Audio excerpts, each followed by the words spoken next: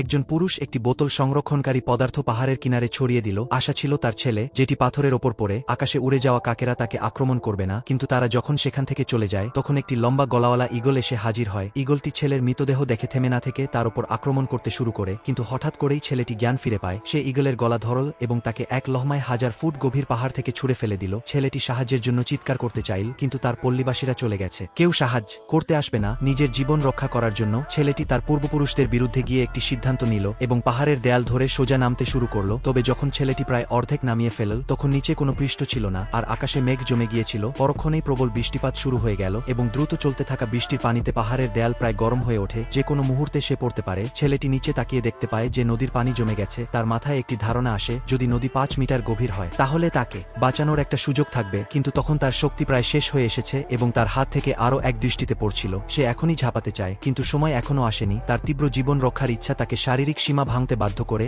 এবং সে আরও 2 ঘন্টা দেয়ালের ওপর ধরে থাকে। অবশেষে যখন পানি প্রায় 15 ফুট গভীর হয়ে গেল, ছেলেটি শক্তি দিয়ে লাফিয়ে পড়ল। যখন সে আবার চোখ খুলল তখন সে দেখল নিজেকে নদীর তীরে পড়ে রয়েছে।